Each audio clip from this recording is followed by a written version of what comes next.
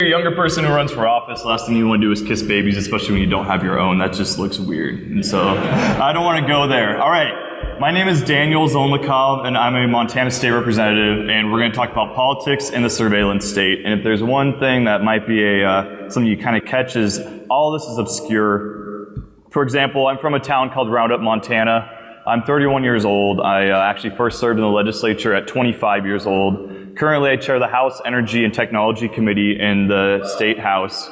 Yeah, they let a Russian help dictate energy and technology policy for not only Montana, but the Northwest. That's a scary thing, especially in today's politics, if you ask me.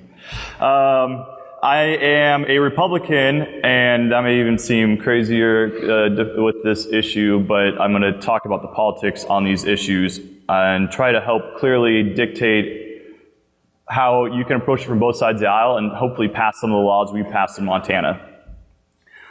We have 2-year terms in Montana, so again, we have term limits after 4 terms. I'm running for my 4th term. The fact that we have term limits allows us to go up in influence and power quicker, and so that's why I get to chair the committee, do 1 more chairmanship, and then I'm out. And it also means each of our voices are a lot stronger, even if we're younger or newer.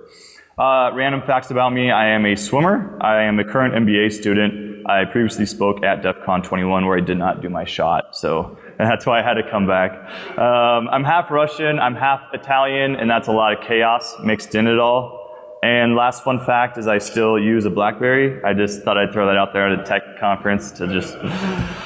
Okay, so why am I here? What have I done? What is the legislation I've worked on and passed into law? A lot of politicians say what they worked on, but they never talk about if it passed or not. These all passed into law. In 2013, I passed a bill that required a warrant for GPS location. No one knew about it, no one cared, and then Edward Snowden came out. We'll talk a little more about all these later on.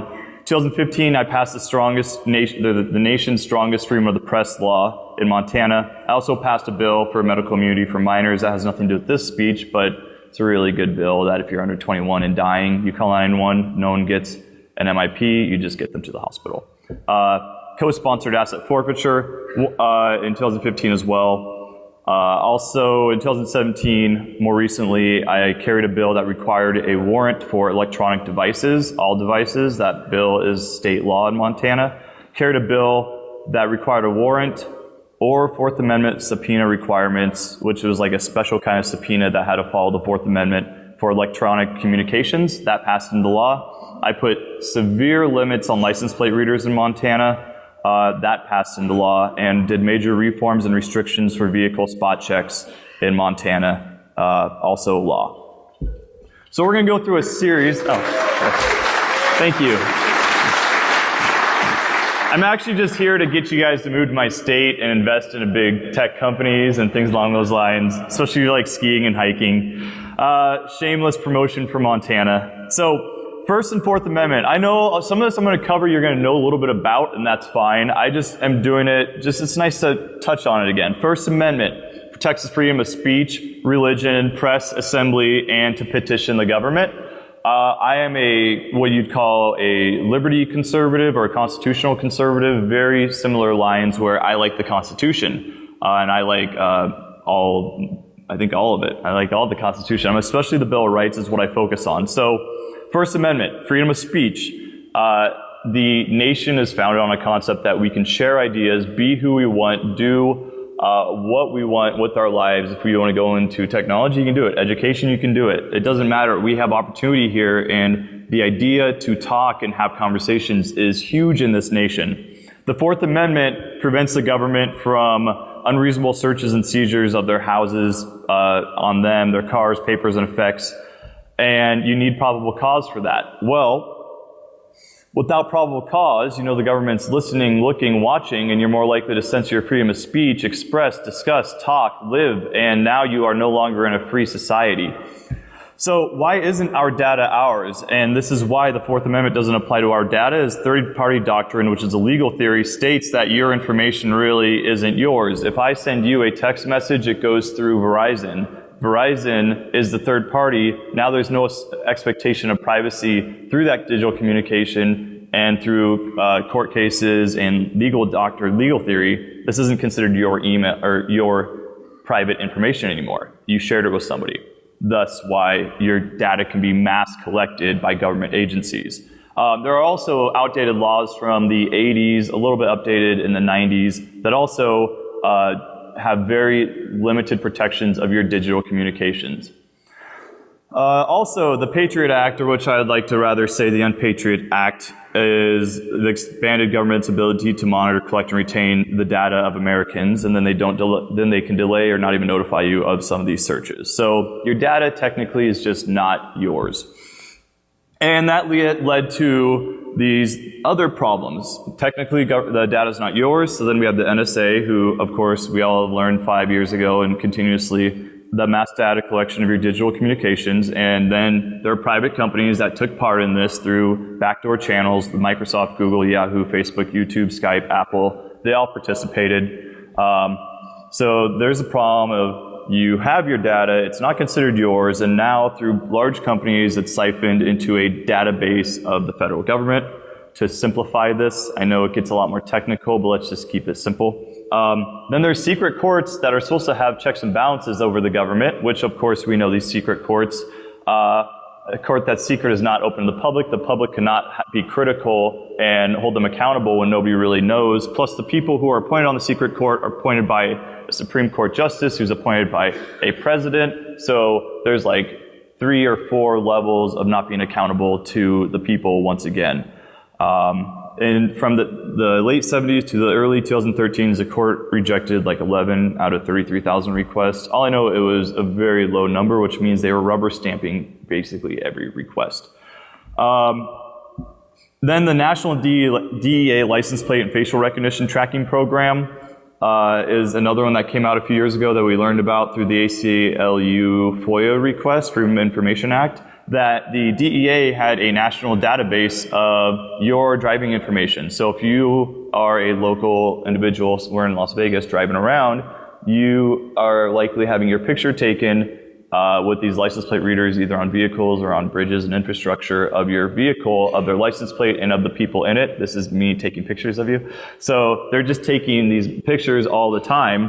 Well, a lot of times local law enforcement work with national agencies, they upload the data. And so even if there's good rules of the data short-term in your state, this data is being uploaded nationally into a database that's forever and can connect all the license plates across the country and the people in the vehicles. And that's permanent. And we don't know what's happening with it and how big of a database and where it's going.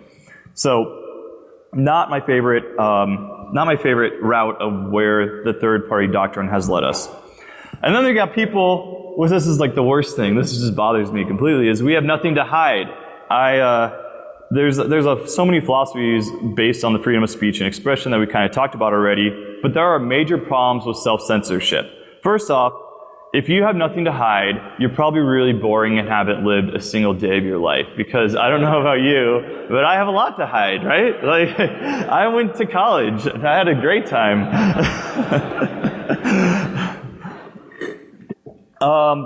Let me get a good example of the problems of self-censorship. So we're driving in rural Montana, which all you will one day visit, I hope. And the radio is on, some great like 80s song pops on that you love. And you just crank it up. There's nobody out there. There's nobody listening. There's nobody watching. Your windows are down because it's not 100 degrees like it is here. You're just cruising. And you just start singing that song and you don't care. And you sing that song when you just scream because you know you have the best voice, right? Put that same person in a scenario in a city, say Las Vegas, driving down the street and their favorite song comes on and they crank it up and they start singing, they look over and somebody's looking at them. They're most likely going to turn the volume down and maybe not scream at the top of their lungs because it's their favorite song in the world. That is a form of censorship because when you know somebody's watching you, you change your actions even if you don't know you actually changed your actions. And that applies to government. So if I'm having a conversation with you, then we can talk about whatever you want. You bring a microphone in it, I'm a politician, I might censor myself a little bit. I know that my phone is recording everything I'm saying in a national database. You will most likely keep that in the back of your mind. You may not censor a lot. If you're talking about what pizza you're going to get, who cares? If you're talking about something else that's no one's business, some idea, whatever, that will likely force you to change your actions. And if you're changing your actions due to the fear and threat of government, you are no longer in as free of a country as you thought you were. And that means you're reacting out of fear, even if it's a fear that has not led to any logical conclusions yet. It's something to keep in mind.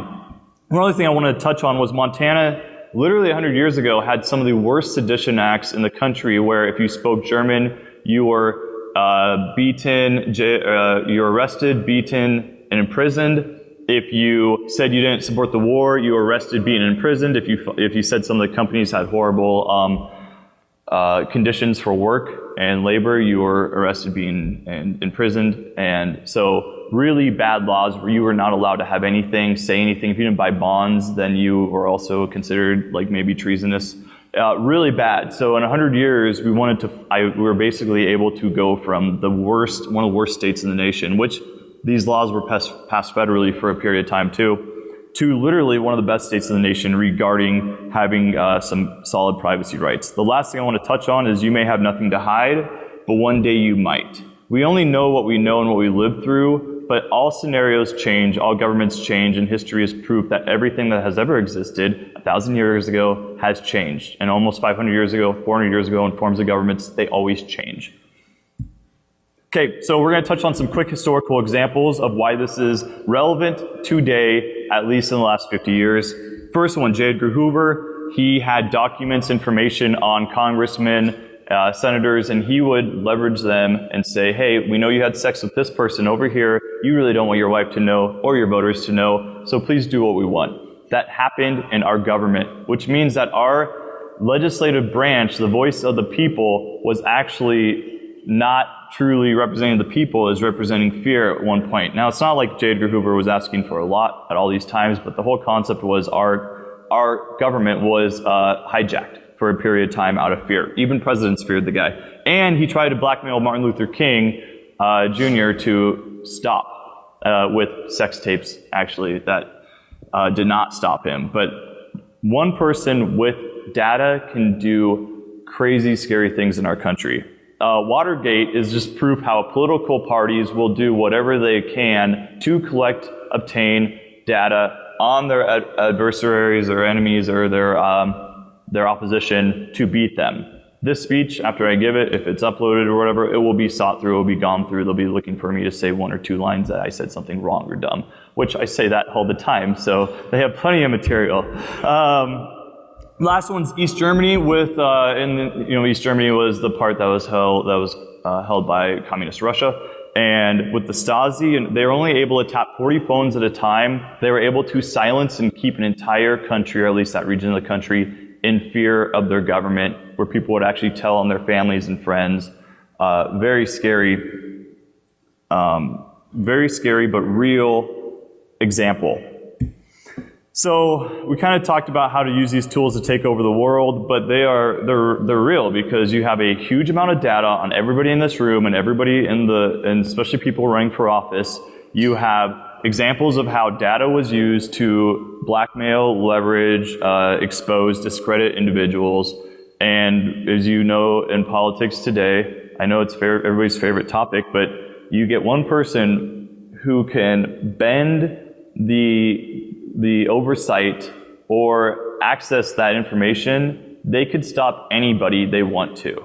And that is a real thing. That's not like some conspiracy theory. If you're in that powerful position, you could stop anybody politically. So there are some limits and standards worth imposing. I would love the data to be deleted. If it's not, how about we do what this country is based on, which was checks and balances. Required records of searches of the mass data collected, who searched it, why were they searched, and at some point release this collected information and ensure that way, knowing that what you searched and who you searched and why you searched is released one day, will know that one day you'll be held accountable, so you might think twice about what you do today. Have a better court system that is overseeing this. Either have a more public process, or again, a more transparent one. Have burdens of proof for the data that is requested for when people's information is being sought through these mass databases. That there's Fourth Amendment standards or notification standards. If your information is ever sought through to see if you were involved in any criminal activities with your cell phone number and all the messages or your email or whatever they use, have notification standards to ensure that one day you're going to know. So unless they really know you're guilty of something, they're going to think twice. These are pretty solid and easy and basic limits and standards worth considering. So, story time. I ran for office at 25. I knocked a lot of doors. I knocked doors for 4 months. I called people for months. I had to raise money. It was a great time. It's something that I wish everybody else would acknowledge and appreciate, because you think of politicians, you think of these guys who are being like money and doing all these evil deeds, but it is not glamorous, put it this way. It is a lot of alone, and you're trying to just talk to people and knock on doors and get elected so you can actually do something good, especially the newer politicians, like not newer as in the guys who used to run, but someone who's new and running for the first time. There's a lot of idealism behind that and a lot of effort, and they're challenging an entire system that they've never really experienced most likely before. So every state's different. My state's a smaller state. Other states are larger. Some have donation limits. Some represent more people. Some represent less people. Some are rural. Some are urban, more urban states. Anyone can run, but keeping that in mind, if people do run, it is smart to have a strategy, not a plan. I know a lot of people who are like, I'm going to run, I'm going to go talk to people, people are going to care about what I say, and then they're going to like me, and I'm going to get elected. And really it's no, you got to obtain fundraising, and you have to use that to market yourself, because people care about the presidential race, maybe the governor race, but our bottom, lesser races, they kind of go by the wayside. So you have to have a strategy. Everybody has a plan to get elected and change the world. You got to have a strategy. So I'm going to talk about a little bit of my experiences. I befriended colleagues on both sides of the aisle when I first was elected. I just didn't like politics, but I like people. So I just saw no reason not to befriend somebody super far left. I'm pretty conservative, liberty. There's people in the middle on both sides. And it was very valuable, and it was not a strategy. It was just luck that I tried to do a privacy bill of rights in 2013. It failed. It said your data is yours. You need consent to collect. There's got to be security. It was well intended but not well written. So where it landed was probably where it should have. But the lobbyists wanted to make an example of me because I told them I don't like them, in other words. And I just created a reputation that I am not easy to work with, and that it's not true. I'm very easy to work with if you don't lie to me and you negotiate so I make sure whatever bill I'm working on gets 90% of what I want. Yeah. Okay, so, but then I talked to a Democrat senator who's like, Daniel, your bill failed, but we really like what you attempted to do, or I like what you attempted to do, so why don't you try to do a GPS warrant requirement bill? And I said, okay, and so Democrats knew I didn't care about like working my way up. Republicans knew that I have pretty conservative values, especially like taxes, and I really like our freedoms a lot, enough passionately to basically ruin my political career in 3 weeks of being elected. So I think that basically not being, I mean, you can use this motto for life, but don't be a dick. Like that applies to life, but it also applies really well to politics, because it gave me a really good, simple bill that we ended up passing in Montana, being the first one to pass it. 2015, went back, and I was like, and I had a whole slew of these privacy bills that needed to have good precedent set nationally. And the one that ended up passing was the freedom of the press for privacy, saying the digital communications of the press cannot ever be obtained. There are no exceptions. They can never be obtained. Freedom of the press is the watchdog of the government. Although it's very partisan and biased and probably not doing as well of a job as they could be from when this was historically written, without it, we look like North Korea, where you don't know anything and the only government or the only media you hear is state-sponsored, and that's never good. It's never good. So that bill ended up passing. My warrants for devices and digital communications bill failed in 2015, later passed in 2017.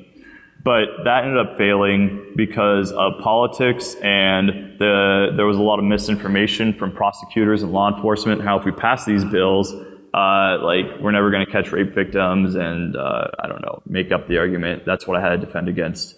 The bill on limits on license plate readers and spot check legislation, that also failed. There were some people on the other side of the aisle who tried to leverage my vote, which I did not give up. There were some people on my side of the aisle who just thought I was a arrogant punk, and they wanted to put me in my place.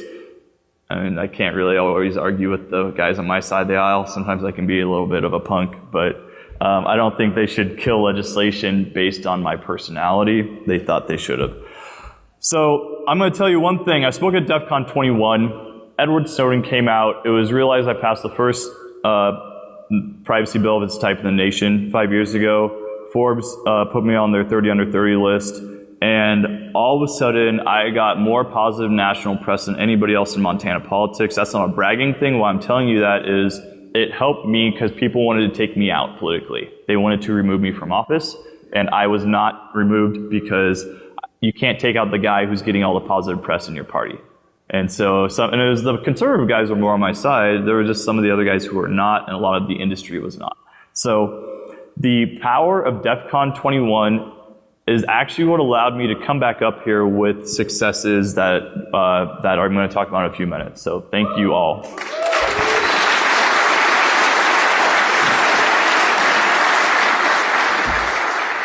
So one thing about this legislation, though, that I realized is the importance of model state legislation.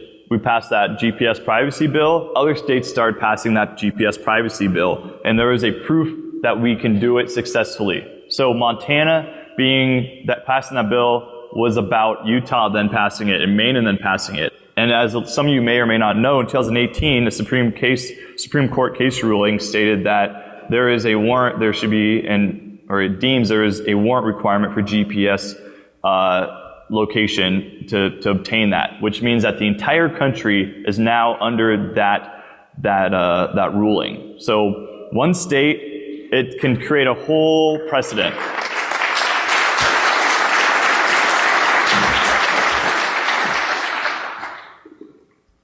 So next was my third term. So I didn't explain one thing. We served 4 months every other year. So we had to do all these bills in 4 months every other year. So I actually only had a year to do these bills. And we actually only have 2 months to pass it through our body and then the other body. So it's like very time crunch period.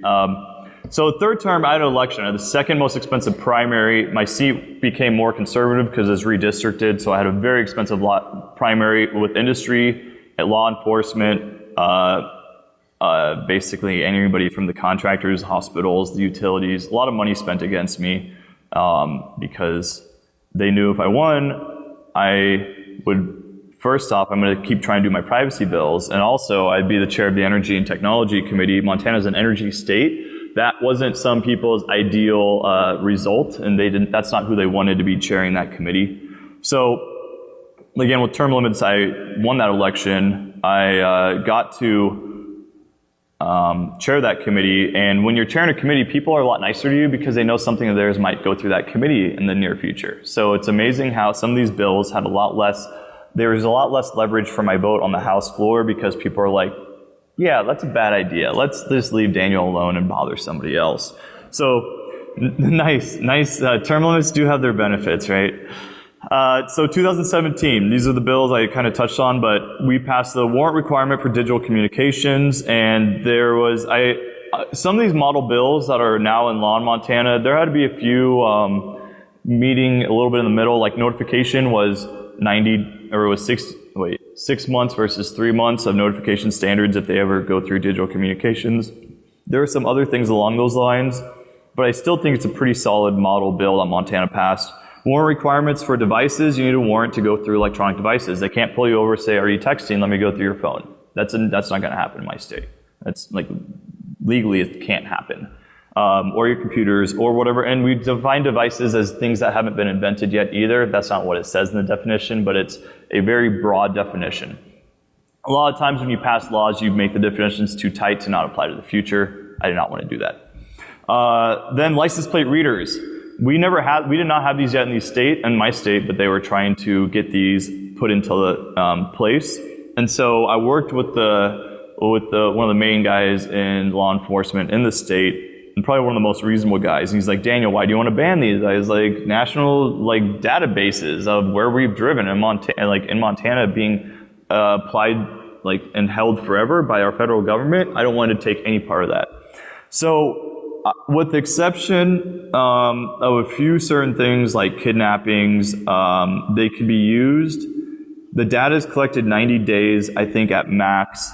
Whoever goes through the data has to be recorded of what data they went through, why they went through it, and then if any other law enforcement group wants to obtain that information, they have to get a warrant. So if the sheriff's office wants the police departments, they have to get a warrant. If the federal government wants the state police department or one of the police departments, they have to get a warrant with the defined license plate number they're looking for. That way they can't get a warrant for all the information ever. It's the warrant of just one license plate. So that either means they have to do a few million requests daily, or they aren't going to get our information. And hopefully they're not, I'm not a prosecutor, so maybe there's some loophole I missed, but I try to basically say you could use it for very close, limited things, but not for pulling somebody over because they have a license, like a license that's expired or something. Like, it's not really the big crimes we're worried about. So that's the license plate reader law that's in place. Then vehicle spot checks, we really reformed those so you can't just pull people over. That has nothing to do with technology, but it has to do with the civil liberty side of things. And then also this whole time I was working on like handfuls of energy policy that were good. Some removed special laws from huge corporations, which I know a lot of people in this group would probably like. So passing the bills, this is a little bit more important. This is where it becomes more applicable to you if you want to apply it in the future. So my question here is, what do gun groups, the ACLU, like family, like Christian organizations, hackers, citizens, and I forgot to add in there, libraries have in common? Those were the people who supported my legislation. So unique coalitions are key. So let me say it again, you got gun groups and the ACLU and like family organizations and hackers, citizens, and libraries. That is the island of misfit toys politically. Like,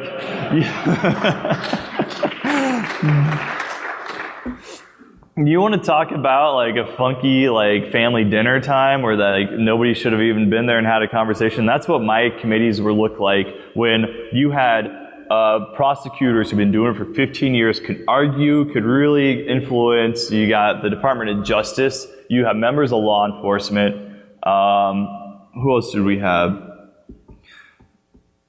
Those were the main ones that showed up in opposition, and they were good. They were very good at what they did. There was a lot of misinformation. They would lead the argument, well, if my kid got kidnapped and you didn't have this in place and this could really go and we couldn't catch these people, when the whole argument would go into like license plate readers that aren't even in place yet. So it's like, well, if we don't have something in place that's not in place yet, how could that impact you catching the person who's guilty? So I had to defend against these impossible arguments.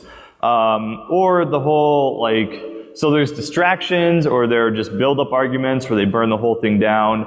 And all I was saying was, all I'm doing is just requesting a Fourth Amendment warrant requirement. You can email, you can get it. This is like for the warrant requirements for devices. You can email the judge, they can sign it in minutes, they can send it back to you. Boom, that's it. Not really some crazy stuff. Like, I'm not saying you can't ever access this information, just do it the proper way. So,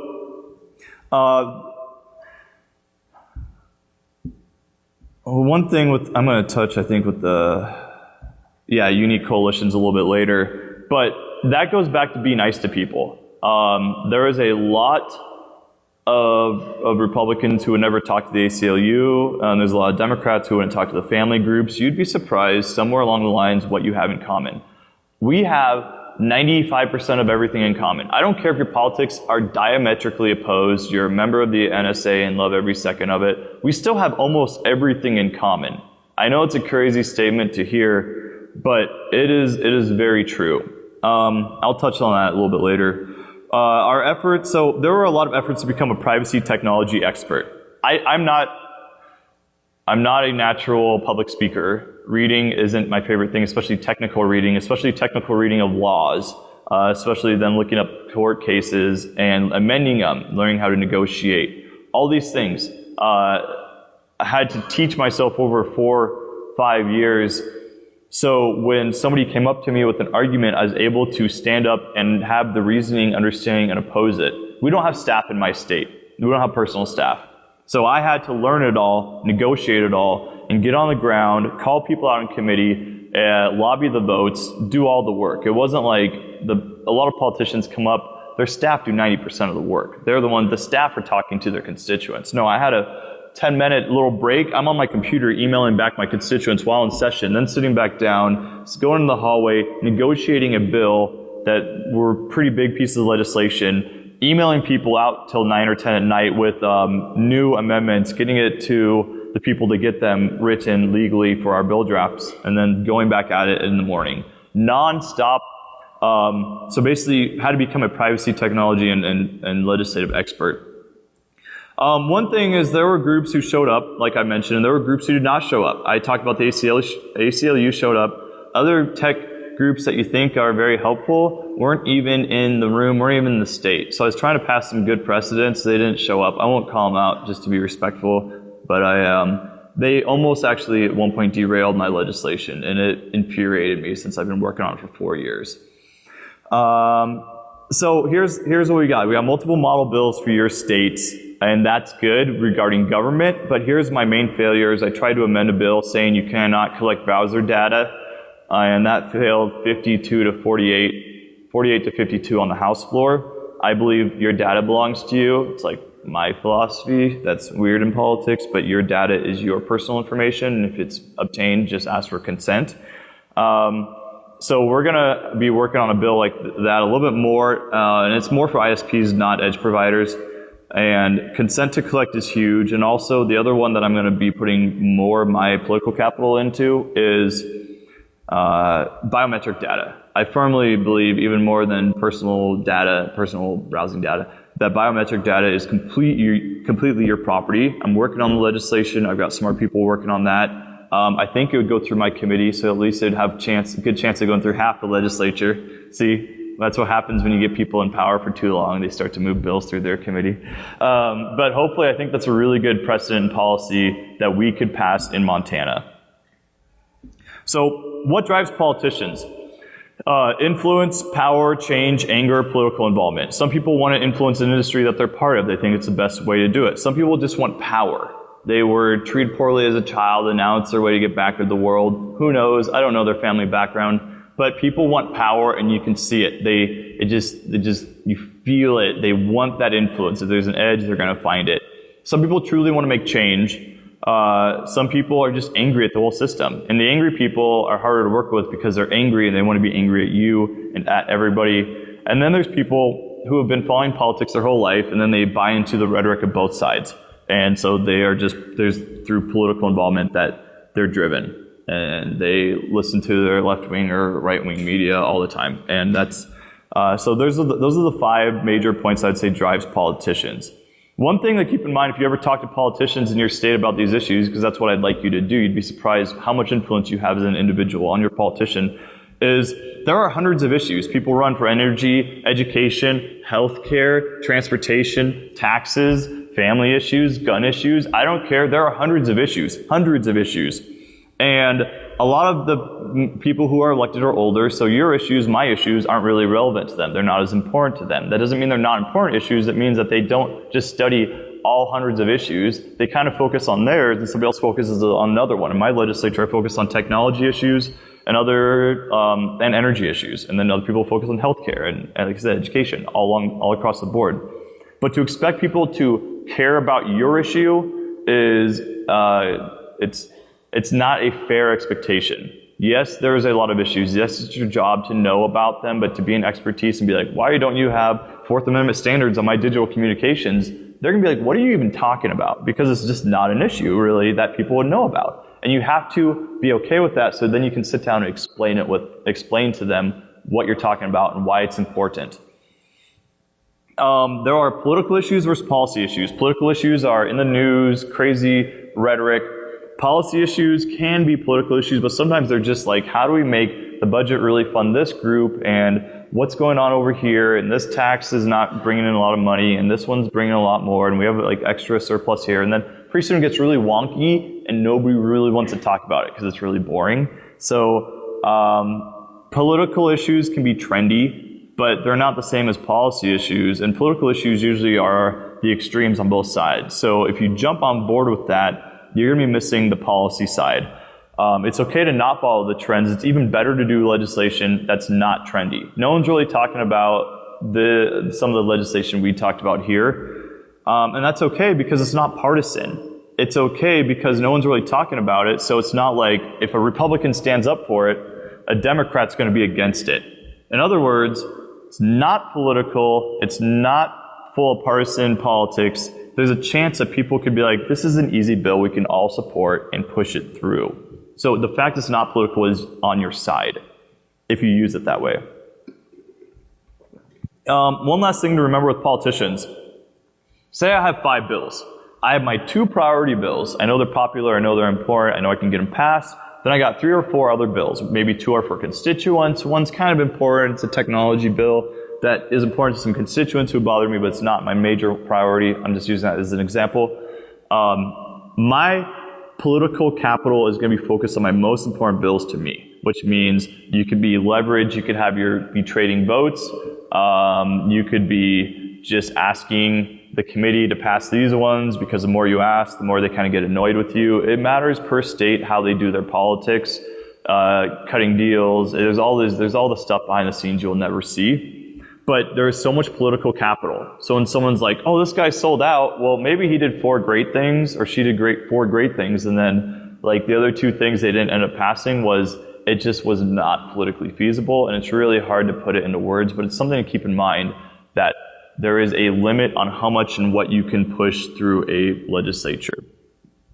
Having said that, I just push my political capital to the max. I try to do everything because we're only there for a few months. We're only alive for 100 years or less, so might as well just go all in. It results in primary elections, so maybe be smarter than me if you ever do this. Partisanship. So I kind of talked about this a little bit, but politicians divide and conquer the electorate. If you are married to a political party completely, I ran for office, so it's maybe a little bit different, but if you're married to one, really question it, question what drove you, question the rhetoric. I see so many times people jump on board with one political party because of one issue. They don't know much about the other issues, so they just follow and jump on board with it completely. Like, I know social issues really drives people either side of the aisle.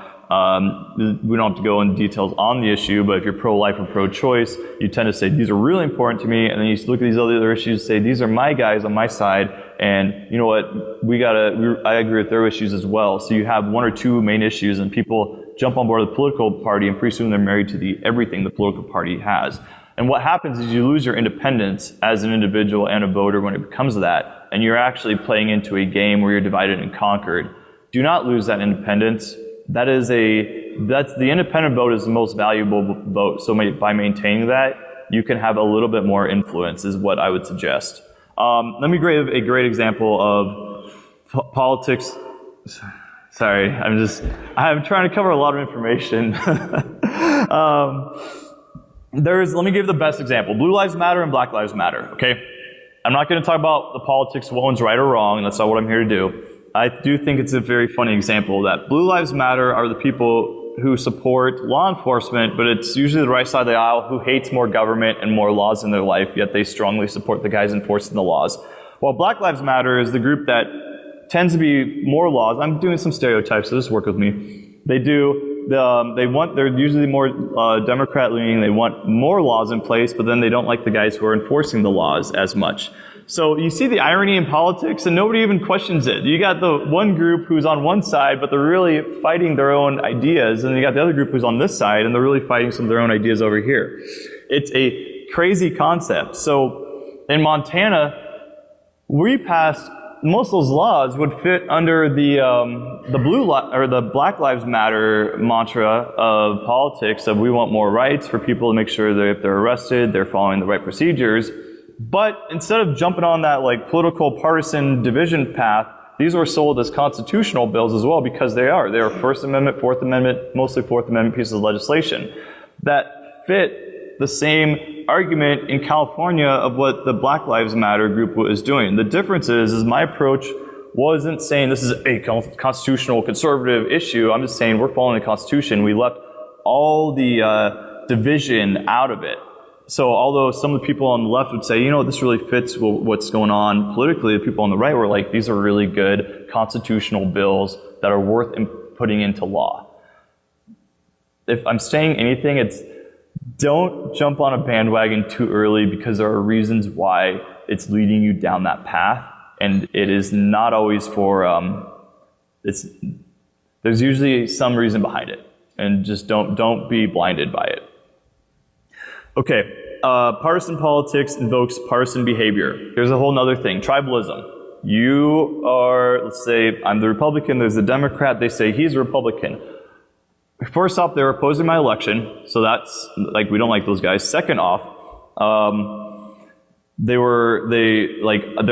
for the exact opposite of the beliefs that I want. So now it's like anything they say, I don't like. Third off, they're just these greedy people and we don't like them. So they found reasons to dislike somebody before they even met them. So, but their party helped them raise money, helped them knock on doors, helped them win, and now they're all working together on common issues. What you have is tribalism, where you hate the other person and you really like your people. When what you lost was your ability to question the people internally, what they're going for, and figure out if you have any common ground across the aisle. Our politics right now is huge differences where you can't even trust, and there's very limited dialogue. My legislation all passed because I had people on both sides of the aisle jump on board with me and say this is good legislation, because I did not adhere to tribalism and follow those basic rules of this is my team and I hate that team. If you have that mindset politically, this type of legislation will never move forward. This legislation can move forward in the U.S. Senate and Congress at the Patrick Leahy's, Rand Paul's, and the Mike Lee's, and the Wyden out of Oregon. If those guys really spearheaded it and held back their political capital together. The thing is, a lot of those guys literally hate each other. And so it's hard when you have a coalition of people who can agree with the idea, but they sometimes can't get past the personalities and tribalism. And like I said, keep this issue nonpartisan. Do not make it a one group or another group. Especially if it's more of a liberal legislature, then you know that it follows more with, like I said, the Black Lives Matter concept. If it's more conservative one, these are complete conservative issues. You're not lying to either group. You're not like telling them half a story. You're just talking to somebody how they want to be spoken to in the way that they can relate to what you're doing.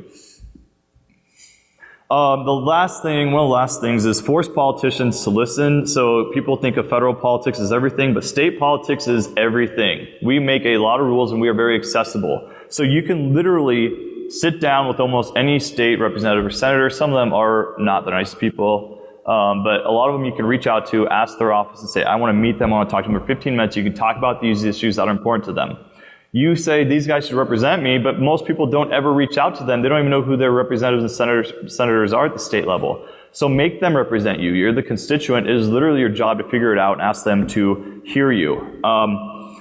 Especially, more importantly, make a politician in a tight election earn your vote. If you say, hey, I know you're running, I know this is an expensive race, this is important to me, they're so likely to placate and give you their support on an issue that's not important to them, you can literally get them on your side, get their support, and if the bill comes up, hold them accountable. You can do that. So a tight election is very powerful for you.